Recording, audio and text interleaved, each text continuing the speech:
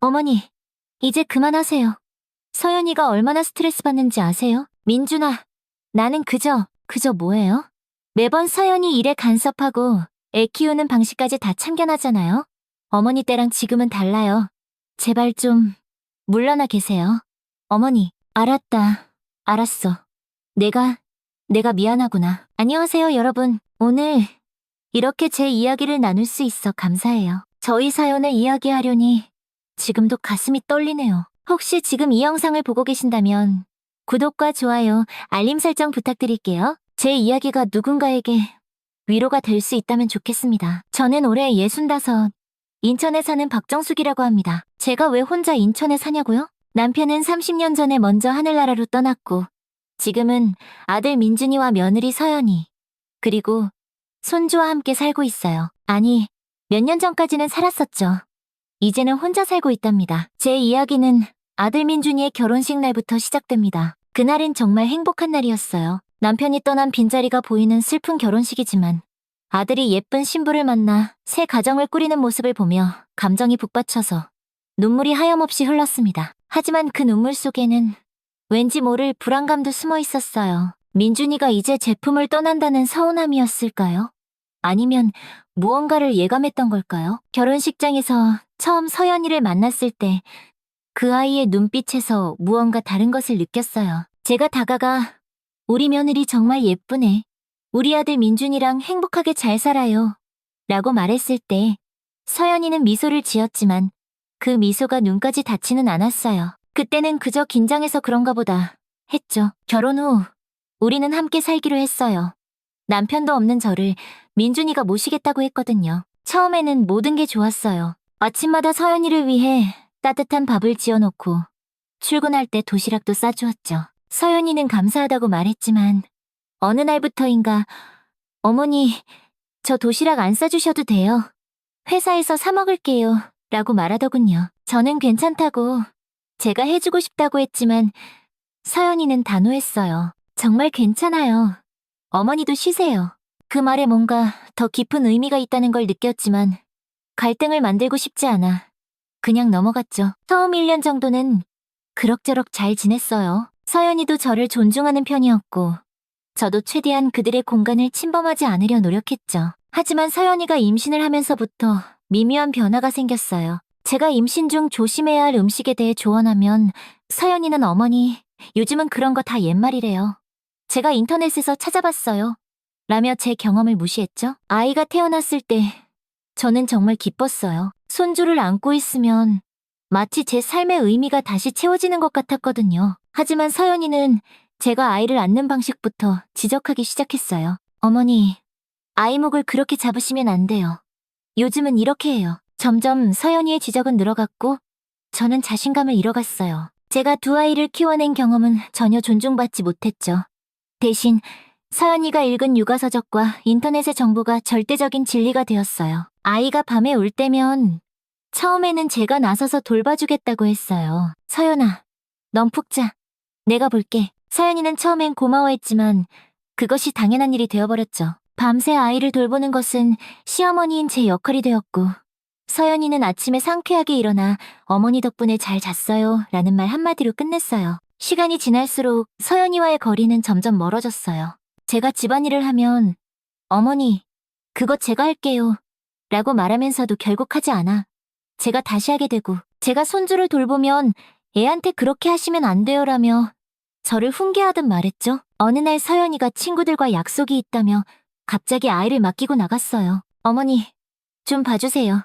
금방 올게요. 그런데 금방이 6시간이 되었고 전화도 없었죠. 저는 걱정되어 전화를 했더니 서연이는 친구들이랑 있는데 왜요? 라고 짜증 섞인 목소리로 대답했어요. 지훈이가 열이 좀 있다. 약은 냉장고에 있어요. 조금만 더 있다 갈게요. 그 순간 서연이에게 저와 손주는 그저 편리한 존재일 뿐이라는 생각이 들었어요. 시어머니와 사는 불편함은 크게 생각하면서도 자신의 자유와 편의를 위해서는 저를 당연히 이용할 수 있다고 여기는 듯했죠. 손주를 돌보는 제 정성과 시간은 그저 당연한 것으로 치부되었어요. 그럼에도 저는 참았어요.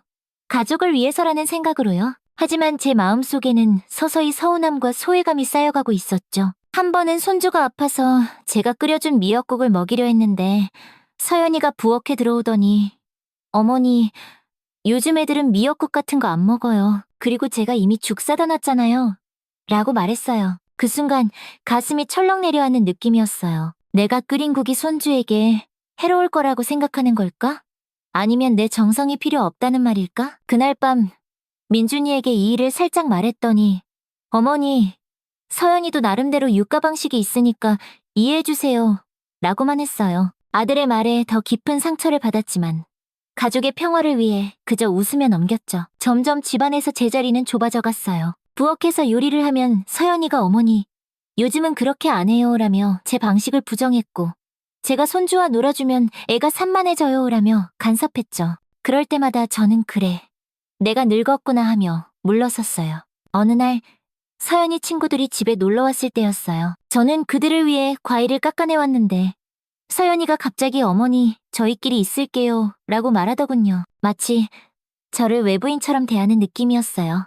그 순간 눈물이 핑 돌았지만 꼭 참고 그래, 너희끼리 편하게 이야기해라 라며 웃으며 방으로 들어갔죠. 방문을 닫고 창밖을 바라보는데 서연이와 친구들의 웃음소리가 들려왔어요. 그 웃음소리가 왜 그렇게 날카롭게 가슴을 찔렀는지 모르겠어요. 창밖으로 보이는 하늘은 맑았는데 제 마음은 구름이 잔뜩 낀 것처럼 어두웠죠. 여보, 나 이제 어떻게 해야 하지? 남편에게 속으로 말을 걸었어요. 여보, 당신이 살아있었다면 이런 일은 없었을까?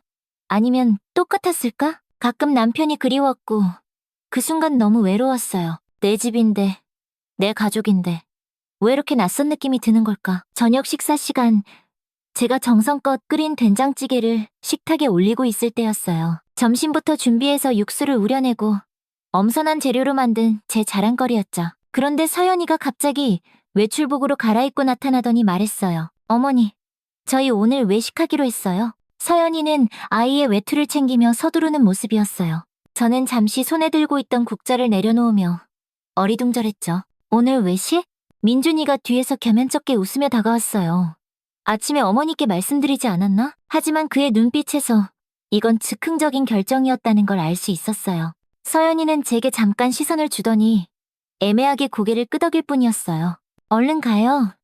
예약 시간 늦겠어요. 민준이는 죄송하다는 눈빛을 잠깐 보냈지만 곧 서연이의 재촉에 서둘러 현관으로 향했어요. 어머니, 저희 먼저 가볼게요. 문이 닫히고 갑자기 집안이 너무 조용해졌어요. 식탁 위에는 아직 김이 모락모락 나는 된장찌개와 정성스레 준비한 밑반찬들이 놓여 있었죠.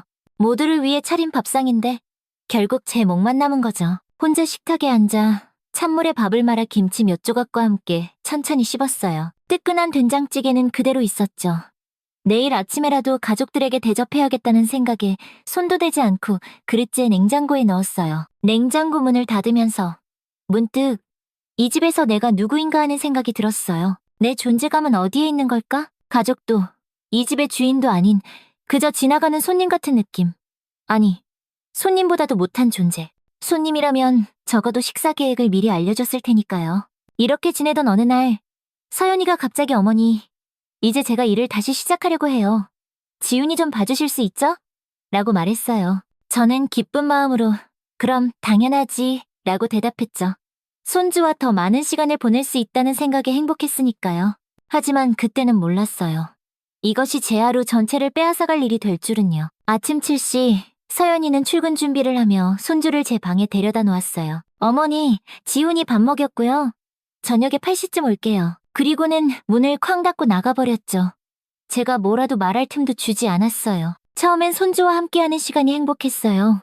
하지만 곧 문제가 생겼죠. 서연이는 손주를 맡기면서 어떤 지침도 도움도 주지 않았어요. 기저귀는 어디 있는지, 낮잠은 언제 재우는지, 알레르기는 없는지 아무것도 말해주지 않았죠. 한 번은 손주에게 제가 만든 죽을 먹였는데 그날 저녁 서연이가 돌아와서는 대노했어요. 어머니, 제가 얼마나 말했어요? 애한테는 유기농 이유식만 먹이라고요.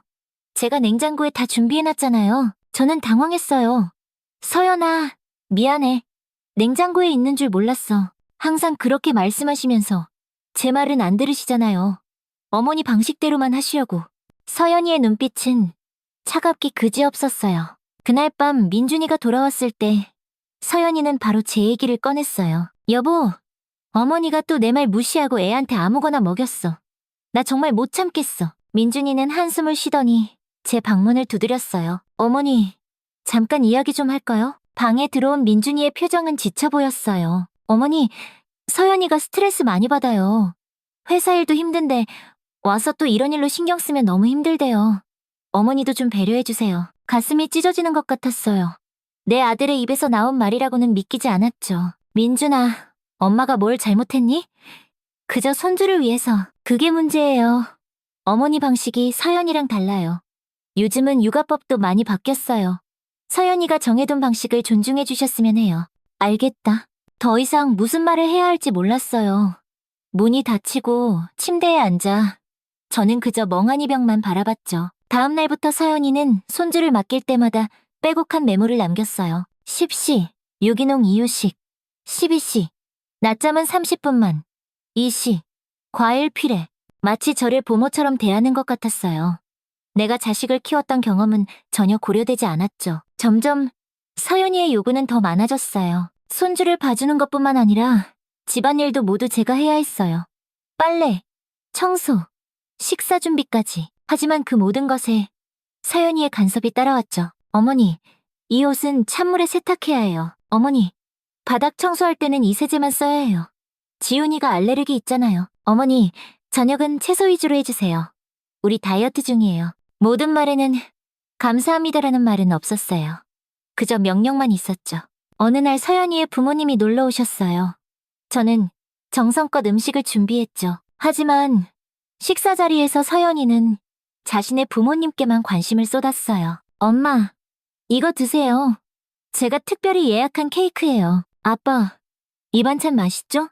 제가 어제 만들었어요. 그런데 그 반찬은 제가 만든 거였어요. 서연이의 어머니가 이것 정말 맛있네. 서연아라고 하자 서연이는 씩 웃으며 비법이 있어요 라고 대답했죠. 제가 가르쳐준 비법인데 말이에요. 식사가 끝나고 설거지를 하고 있는데 서연이의 어머니가 부엌에 들어왔어요. 사돈, 고생이 많으시네요.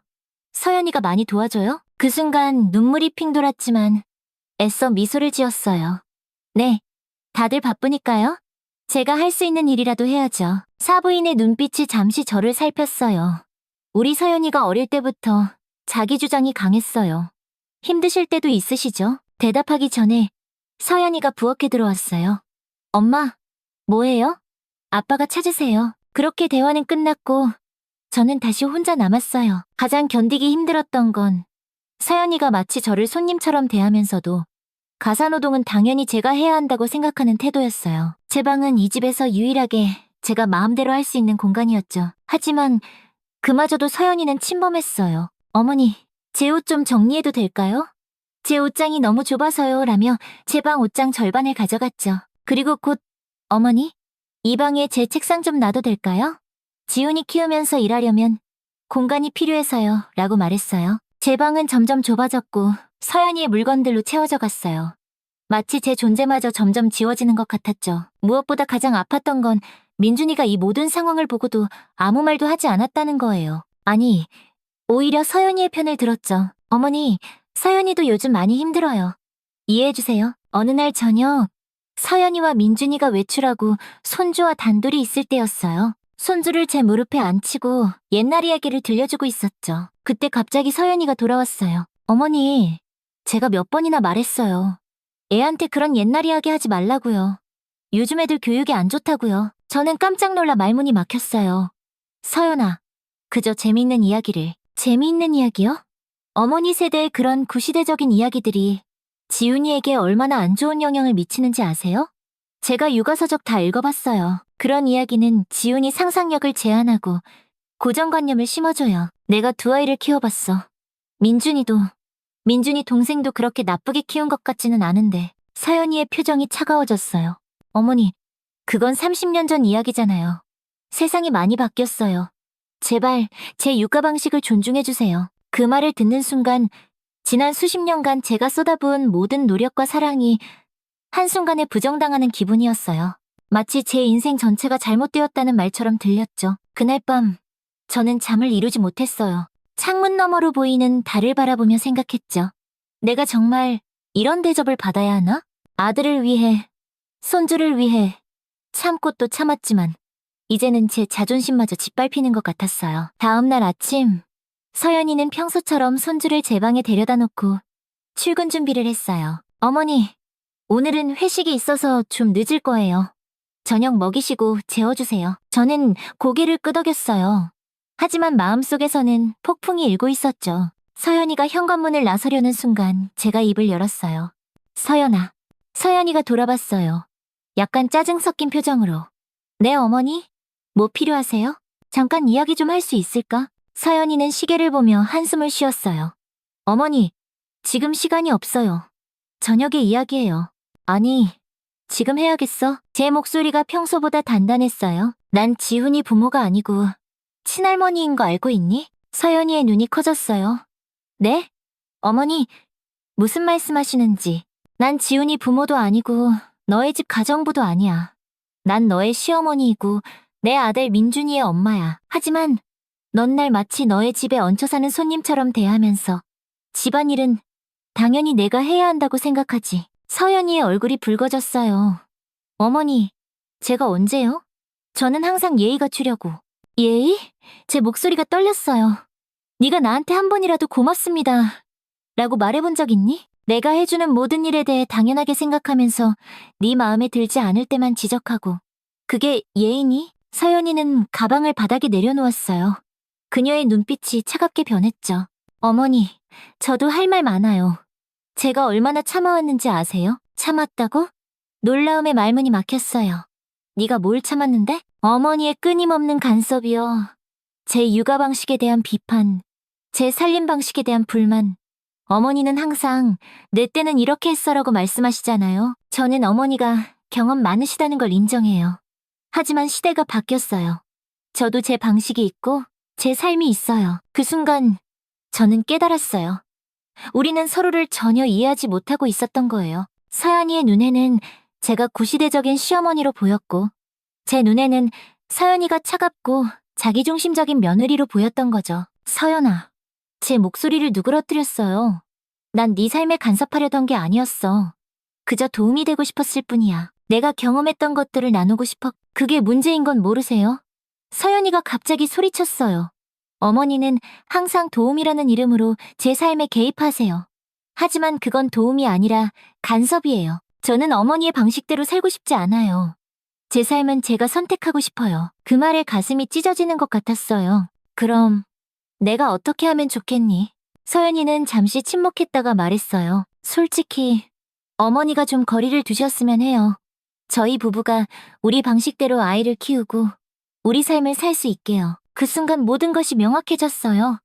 저는 이 집에서 필요 없는 존재였던 거예요. 단지 손주를 봐주고 집안일을 하는 사람. 그 이상도 이하도 아닌. 알겠어. 제 목소리가 담담해졌어요. 이제 알겠어, 서연아? 서연이는 어색하게 웃었어요. 어머니, 제가 너무 심했나요? 그냥 솔직하게 말씀드리고 싶었어요. 아니, 솔직하게 말해줘서 고마워. 저는 미소 지었지만 그 미소 뒤에는 깊은 상처가 숨겨져 있었어요. 이제 가봐. 회사 늦겠다. 서연이는 잠시 망설이다가 고개를 끄덕이고 나갔어요.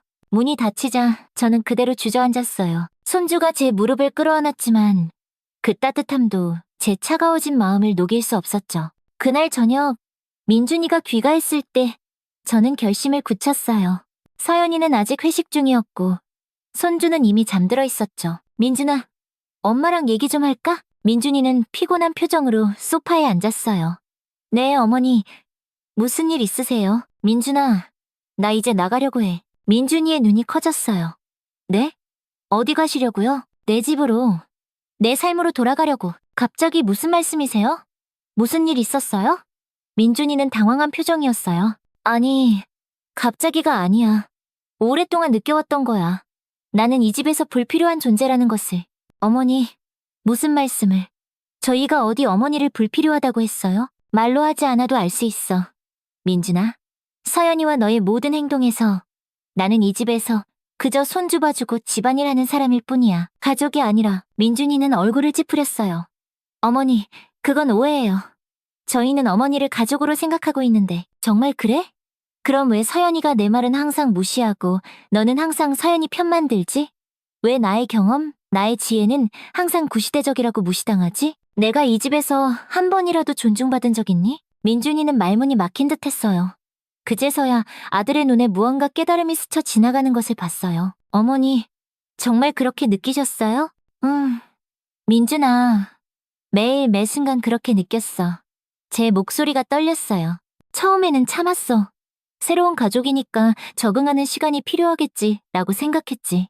하지만 시간이 지날수록 더 심해졌어. 이제는 내 존재 자체가 너희에게 짐이 된 것 같. 민준이는 잠시 침묵하더니 갑자기 말투가 바뀌었어요. 어머니, 사실 저도 말씀드리고 싶은 게 있었어요. 저는 아들의 눈빛이 변하는 것을 느꼈어요. 무슨 말이니? 저희만의 공간이 필요해요. 서연이가 항상 말하는데 아직도 우린 신혼이잖아요. 신혼부부가 시부모와 함께 사는 건 정말 힘든 일이래요. 서연이 친구들은 다들 신혼집 따로 마련했는데 서연이만 시어머니랑 같이 살아서 스트레스 많이 받는다고? 그 말에 제 심장이 얼어붙는 것 같았어요. 그래서 너희는 내가 나가주길 바란 거였니? 민준이는 눈을 피했어요. 그건 아니지만 서연이가 요즘 많이 힘들어해서. 그럼 내 아내가 힘들어하니까 내 어머니는 집을 나가야 하는 거니? 제 목소리가 떨렸어요. 내가 태어나서 지금까지 내가 얼마나 널 위해 희생했는지 알아? 아버지 돌아가시고 혼자 너희 키우느라 얼마나 힘들었는지. 어머니, 저도 알아요. 그런데 이제는 제 가정도 있고. 그래, 네 가정. 제 안에 있던 분노가 폭발했어요. 그럼 너의 가정에 네 어머니는 포함되지 않는 거니? 나는 이제 외부인이 된 거야? 민준이는 당황한 표정으로 말했어요. 어머니, 그런 뜻이 아니라. 그럼 어떤 뜻이니? 내 아내가 불편해하니까 내 어머니는 나가야 한다? 그게 네가 생각하는 효도야? 민준이의 얼굴이 붉어졌어요. 어머니, 요즘은 시대가 달라요. 효도도 다른 방식으로 할 수 있고. 시대가 달라? 제 목소리가 차가워졌어요. 부모를 존중하는 마음까지 달라진 거니? 내가 아플 때 밤새 간호한 사람. 학비되느라 3가지 일을 동시에 한 사람. 그 어머니가 이제는 함께 살기 불편한 사람이 된 거야? 민준이의 눈에 눈물이 고였어요. 어머니, 제가 생각이 너무 짧았어요. 정말 죄송해요. 미안해할 필요 없어 아들아. 이제 분명해졌으니까. 너는 네 가정을 선택한 거야. 네 아내와 아이만 있는 가정. 거기엔 나는 없지. 그래도 어디 가실 데가 있으세요? 갑자기 어떻게 하시려고요? 걱정 마. 철수 아저씨가 소개해준 원룸이 있어. 작지만 나 혼자 지내기엔 충분해. 내일 짐 싸서 나갈 거야. 민준이는 당황한 표정이었어요. 내일이요? 너무 갑작스러운 거 아니에요? 좀 더 생각해보시고. 아니, 이미 충분히 생각했어. 사실 1달 전부터 알아봤던 거야. 오늘 서연이와 대화하면서 확신이 들었어. 서연이랑 무슨 얘기했는데요? 민준이의 목소리가 조금 날카로워졌어요. 진실을 마주했을 뿐이야. 서연이도 솔직하게 말했어. 내가 거리를 두었으면 좋겠다고. 민준이의 표정이 굳어졌어요. 제가 서연이한테 물어볼게요. 분명 오해가 있을 거예요. 오해가 아니야, 민준아. 제 목소리가 단호해졌어요. 이건 내 결정이야. 나도 이제 내 삶을 찾아야 해.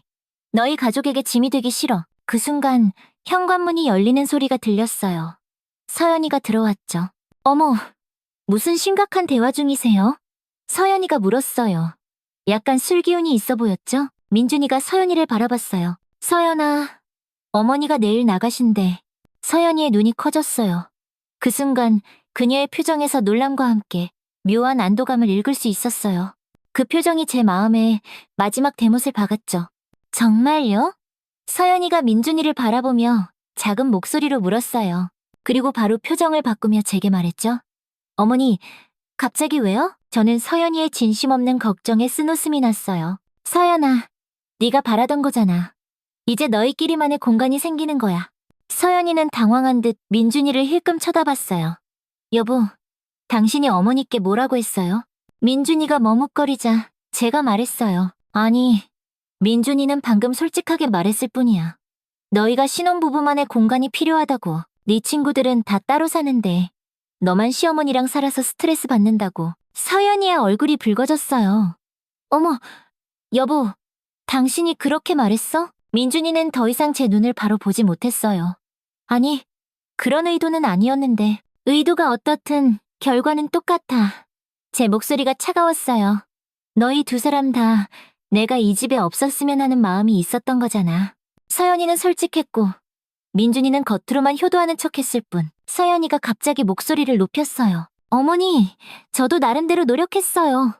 하지만 어머니는 항상 제 방식을 무시하시고 제 의견을 존중해주지 않으셨잖아요. 저는 피해자라고요. 피해자? 제가 웃음을 터뜨렸어요. 내가 매일 아침 일어나 너희 밥 해주고 집안일하고 손주 돌봐주는 동안 네가 어떤 피해를 입었다는 거니? 정신적 스트레스요. 서연이가 소리쳤어요. 어머니가 항상 저를 평가하는 눈빛으로 보시잖아요. 내가 민준이 키울 때는 이렇게 했는데 하면서요. 그때 민준이가 갑자기 서연이의 손을 잡았어요. 서연아, 진정해. 어머니도 이제 나가기로 하셨잖아. 우리 이제 원하는 대로 됐잖아. 그 말에 저는 얼어붙었어요. 원하는 대로. 결국 민준이도 내가 나가길 바랐던 거였어요. 제 아들이, 제가 그토록 사랑했던 아들이. 민준아, 제 목소리가 떨렸어요. 방금 네가 한 말, 그게 네 진심이니? 민준이가 당황해서 말을 더듬었어요. 아, 아니, 그런 뜻이 아니라 그냥. 서연이가 끼어들었어요. 어머니, 우리도 생각이 있어요. 어머니를 모시는 것도 중요하지만 우리 가족의 행복도 중요하잖아요. 어머니가 계속 저희 육가 방식에 간섭하시고 집안일에 관여하시면 저희는 언제 저희만의 가정을 꾸려요? 네, 말이 맞아, 서연아. 제가 담담하게 말했어요. 너희만의 가정, 거기엔 나는 없이. 이제 확실히 알았어. 민준이가 다가왔어요. 어머니, 제발 오해하지 마세요. 저희가 어머니를 사랑하는 건 제가 민준이의 말을 끊었어요. 사랑이 뭔지 아니? 사랑은 상대방을 있는 그대로 받아들이는 거야. 나의 방식, 나의 경험, 나의 존재 자체를. 그런데 너희에게 나는 뭐였니? 그저 시대에 뒤떨어진, 간섭하는, 비난하는 늙은이. 방 안에 무거운 침묵이 내려앉았어요. 민준이와 서연이는 더 이상 할 말을 찾지 못한 듯했죠. 이제 됐어. 제가 말했어요. 내일 아침에 나갈 테니 오늘 밤은 편히 자렴. 다음 날 아침 저는 짐을 쌌어요. 평생 모아온 물건들이었지만 챙길 것은 그리 많지 않았죠. 옷까지 몇 벌, 남편과 찍은 사진, 민준이가 어릴 적 그린 그림. 제 인생이 이렇게 작은 가방 하나에 담길 거라고는 생각도 못했어요. 손주가 제 방으로 들어왔어요. 할머니, 어디 가요? 제 마음이 무너져 내렸어요. 손주를 꼭 안아주며 말했죠. 할머니가 이제 다른 집에서 살 거야. 하지만 자주 보러 올게. 할머니 못 가. 안 돼. 손주가 울면서 소리 질렀어요. 그 순간 서연이가 방에 들어왔어요. 지훈아, 이리 나와. 할머니 바쁘셔. 서연이의 목소리는 평소보다 부드러웠지만 그 안의 냉랭함은 감출 수 없었죠. 손주를 데리고 나가면서 서연이는 잠시 저를 돌아봤어요. 어머니, 정말 가시는 거예요? 서연아. 이게 우리 모두에게 좋을 거야. 서연이는 입술을 깨물더니 말했어요. 제가 너무 심했나요? 저는 미소 지었어요. 서로 다른 사람이니까. 내 방식이 나에게 맞지 않았던 거고 내 방식이 너에게 맞지 않았던 거야. 어쩔 수 없는 일이지. 그래도 서연이의 눈의 순간 죄책감이 스쳤어요. 하지만 곧 사라졌죠. 연락 주세요 가끔. 말은 그렇게 했지만 그녀의 목소리에는 진심이 담겨있지 않았어요. 저는 그저 고개를 끄덕였죠. 민준이는 제가 짐을 다 싸고 나올 때까지 방 앞에서 기다리고 있었어요. 그의 눈은 붉게 충혈되어 있었죠. 어머니, 정말 죄송해요. 제가 너무 무심했어요. 제 마음이 아팠어요. 아들은 잘못이 없는데 이렇게 괴로워하는 모습을 보니 미안했죠. 민준아, 네 잘못이 아니야. 그저 우리 모두 변화가 필요한 시간이 온 거야. 어머니가 힘들어하시는 걸 왜 몰랐을까요? 매일 같이 지내면서 사람은 가장 가까이 있는 것을 보지 못하는 법이야. 저는 아들의 뺨을 쓰다듬었어요. 괜찮아. 엄마는 이제 내 삶을 찾아볼 거야. 너무 오래 미뤄둔 일이었어. 민준이가 제 짐을 들어주며 말했어요. 자주 찾아뵐게요. 주말마다요. 그럴 필요 없어. 네 가정에 충실해. 엄마는 괜찮으니까. 택시를 타고 새 집으로 향하는 길. 창밖으로 스쳐 지나가는 풍경이 마치 제 인생처럼 느껴졌어요. 하나둘 지나가 버리는 순간들. 이제는 제가 주인공이 되어 새로운 길을 개척해야 할 시간이었죠. 원룸은 정말 작았어요. 10평 남짓한 공간에 작은 주방과 화장실이 전부였죠. 하지만 이상하게도 마음은 편안했어요. 이곳은 온전히 제 공간이니까요. 누구의 눈치도 보지 않고 누구의 비난도 받지 않는 곳. 짐을 풀고 창가에 앉았어요. 창문 너머로 보이는 하늘이 그 어느 때보다 넓고 푸르게 느껴졌죠. 문득 가슴이 뭉클해졌어요. 이렇게 홀로 있는 것이 처음에는 두렵기도 했지만 동시에 묘한 해방감도 느껴졌거든요. 저녁이 되자 철수 아저씨가 찾아왔어요. 남편의 오랜 친구이자 제 유일한 의지처였던 그분은 집들이라며 작은 화분을 들고 오셨죠. 괜찮은 것 같소, 정숙 씨? 갑자기 결정해서 걱정했는데, 네, 생각보다 괜찮네요. 오히려 편해요. 철수 아저씨는 따뜻한 미소를 지어 보이셨어요. 아직도 당신이 이런 결정을 할 줄은 몰랐소.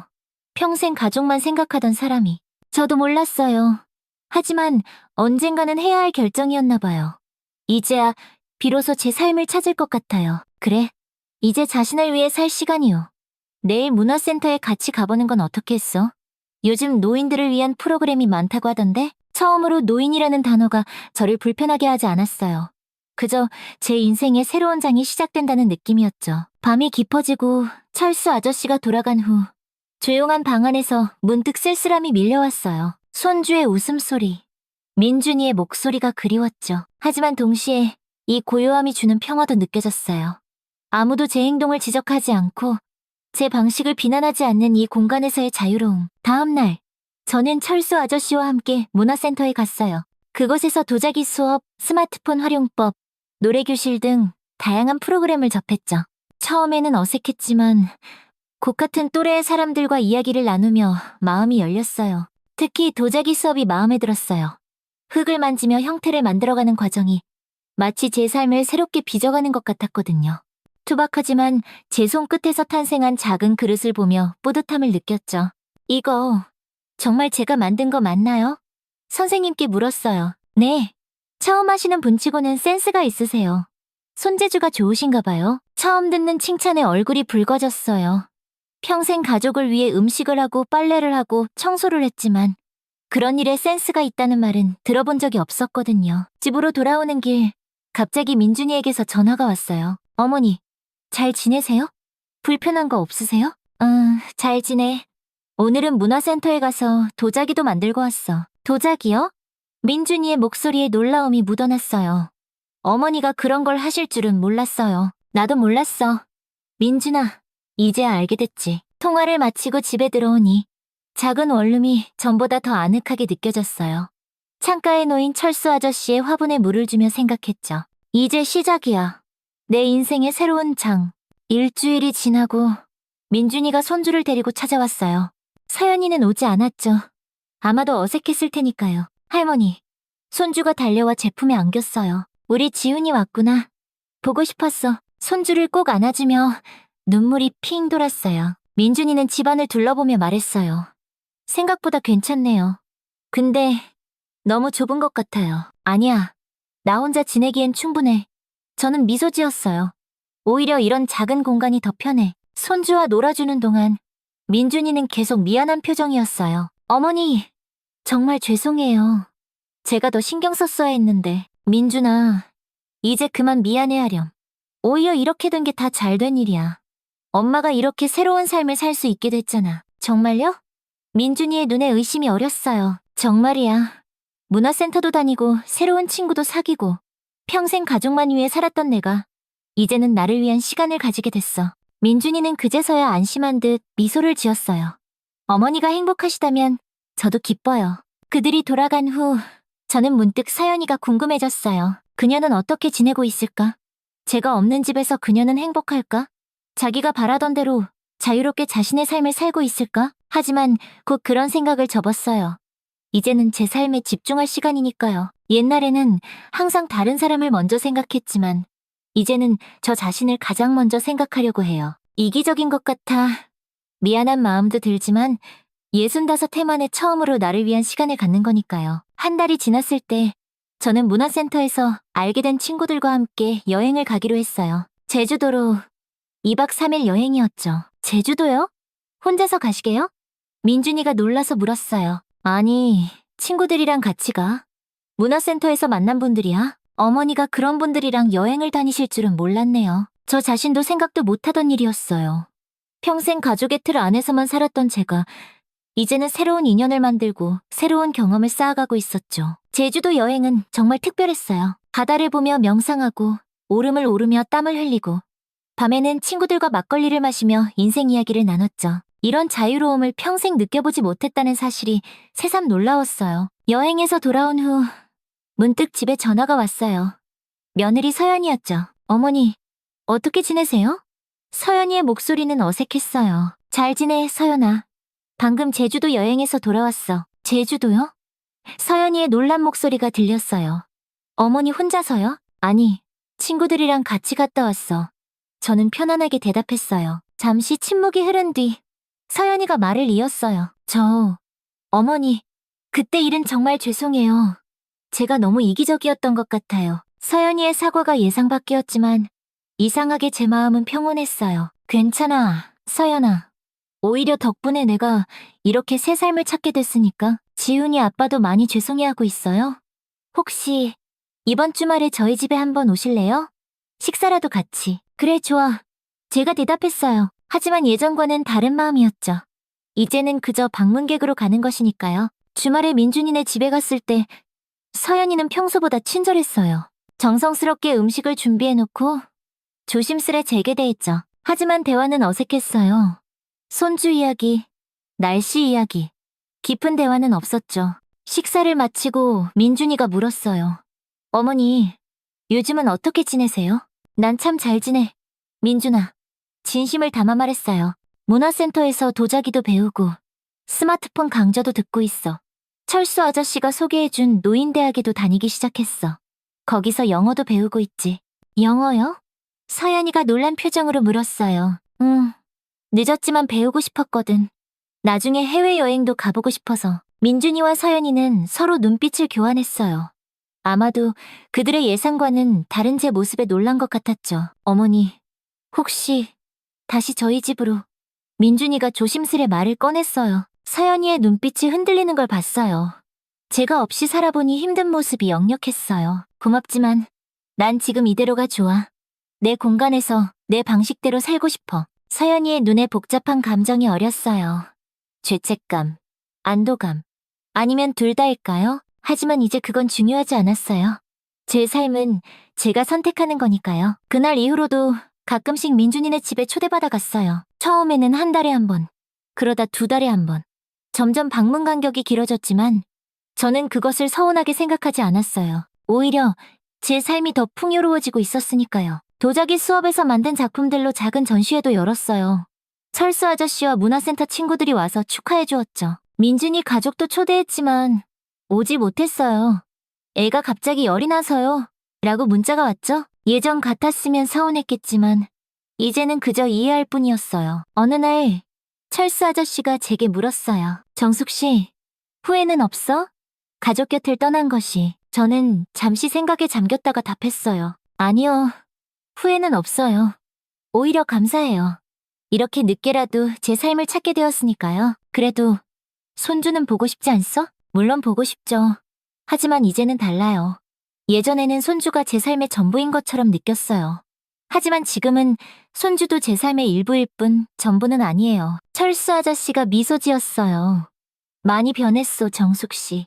더 당당해지고 더 행복해 보이네요. 1년이 지났을 때 저는 노인대학 친구들과 함께 유럽 여행을 계획했어요. 일주일 동안 이탈리아와 프랑스를 둘러보는 일정이었죠. 민준이에게 전화했을 때 그의 반응은 예상대로였어요. 어머니, 그 나이에 해외여행이요? 위험하지 않을까요? 민준아, 나랑 같이 가는 사람들 다 나 또래야. 다들 잘 다녀오던데? 제가 웃으며 말했어요. 그래도 너무 무리하시는 거 아니에요? 무리가 아니라 도전이야. 민준아, 이제서야 내가 얼마나 많은 것을 경험하지 못했는지 깨달았어. 앞으로 더 많은 것을 보고, 느끼고, 배우고 싶어. 전화를 끊고 나서 생각했어요. 항상 가족을 위해 자신을 희생하고 그들의 행복만을 위해 살았던 예전의 제 모습. 그때의 저는 오늘의 저를 상상도 못했을 거예요. 유럽 여행은 정말 환상적이었어요. 로마의 유적 앞에서 파리의 에펠탑 아래에서 사진을 찍으며 저는 생각했죠. 이제야 진짜 내 인생을 살고 있구나. 여행에서 돌아온 후 서연이에게서 연락이 왔어요. 어머니, 유럽 여행 잘 다녀오셨어요? 사진 좀 보여주세요. 저는 서연이를 만나 커피를 마시며 여행 사진을 보여줬어요. 서연이의 눈에는 묘한 감정이 어려 있었죠. 어머니, 정말 멋져 보여요. 저도 나중에 나이 들면 이렇게 살 수 있을까요? 저는 웃으며 대답했어요. 왜 그때까지 기다려? 지금부터 네 삶을 살아도 늦지 않아. 서연이는 잠시 생각에 잠긴 듯 했어요. 저는 어머니를 많이 오해했던 것 같아요. 그때 어머니께 너무 못되게 굴었는데 정말 죄송해요. 괜찮아, 서연아. 그 일이 없었다면 나는 아직도 남을 위한 삶만 살고 있었을 거야. 오히려 고마워. 서연이의 눈에 눈물이 고였어요. 어머니, 정말 대단하세요. 함께 시간을 보내고 헤어질 때 서연이가 말했어요. 다음 주에 저희 집에 오세요. 지훈이가 할머니 보고 싶어 해요. 그래, 시간 되면 갈게. 내가 너희의 대단한 어머니가 되어줄게. 저는 대답했어요. 하지만 둘 다 알고 있었죠. 제 삶에는 이제 더 많은 것들이 있다는 것을. 가족은 여전히 소중하지만 제 삶의 전부는 아니라는 것을. 2년이 지난 지금 저는 작은 원룸에서 여전히 혼자 살고 있어요. 하지만 결코 외롭지 않죠. 도자기 교실에서 만난 친구들, 노인대학 동기들, 여행 모임 회원들, 많은 사람들과 새로운 관계를 맺고 있으니까요. 민준이네 가족과도 가끔 만나요. 명절이나 생일에. 하지만 이제는 그저 식사 정도만 함께할 뿐이에요. 깊은 대화도 큰 기대도 없이. 그리고 그것으로 충분해요. 어느 날 손주가 제게 물었어요. 할머니, 왜 우리랑 안 살아요? 저는 미소 지으며 대답했어요. 할머니는 할머니만의 집이 필요했어. 그곳에서 할머니만의 이야기를 만들고 있지. 할머니 이야기요? 어떤 이야기요? 글쎄, 아직 다 못 썼어. 하지만 정말 멋진 이야기가 될 거야. 손주의 눈이 반짝였어요. 나중에 들려주세요. 그럼 언젠가 다 쓰고 나면 꼭 들려줄게. 돌아오는 길, 버스 창밖으로 지나가는 풍경을 바라보며 생각했어요. 내 인생의 이야기는 아직 끝나지 않았어. 오히려 이제 막 시작된 걸지도 몰라. 여러분, 제 이야기는 여기까지예요. 제가 모든 것을 잃었다고 생각했을 때 사실은 새로운 시작을 위한 준비였던 거죠. 평생 다른 사람을 위해 살던 제가 65에 비로소 제 자신을 찾아가는 여정을 시작했어요. 만약 지금 이 이야기를 듣고 계신 분들 중에 저와 비슷한 상황에 계신 분이 있다면 꼭 기억하세요. 언제라도 새로운 시작은 가능하다는 것을요. 나이가 많다고, 책임이 있다고, 다른 사람들이 기대한다고 해서 자신의 행복을 포기하지 마세요. 우리 모두는 자신만의 이야기를 써나갈 자격이 있어요. 늦었다고 생각할 때가 가장 빠른 때라고 하잖아요. 제 이야기가 누군가에게 작은 용기라도 됐으면 좋겠습니다. 이렇게 제 이야기를 들어주셔서 감사합니다. 구독과 좋아요, 알림 설정 부탁드려요. 여러분의 응원이 저와 같은 상황에 있는 많은 분들에게 큰 힘이 될 거예요. 다음 영상에서는 또 다른 감동적인 이야기로 찾아뵙겠습니다. 제 이야기를 통해 느끼신 점이 있다면 그건 바로 진정한 사랑에 대한 것일 거예요. 자신을 사랑하지 않고는 타인도 진정으로 사랑할 수 없다는 것. 그리고 가장 중요한 건 우리 모두는 언제나 새롭게 시작할 수 있는 용기와 가능성을 가지고 있다는 것이죠. 인생은 결코 한 가지 색으로만 채워지지 않아요. 슬픔도, 기쁨도, 후회도, 희망도, 모든 색이 모여 우리만의 아름다운 세상을 만들고 있어요. 저는 이제야 제 그림에 새로운 색을 더해가는 법을 배웠답니다. 여러분의 그림은 어떤 색으로 채워져 있나요? 아직 칠하지 않은 부분이 있다면 지금 시작해보는 건 어떨까요? 결코 늦지 않았으니까요. 그리고 항상 여러분의 행복과 건강을 기원합니다. 감사합니다.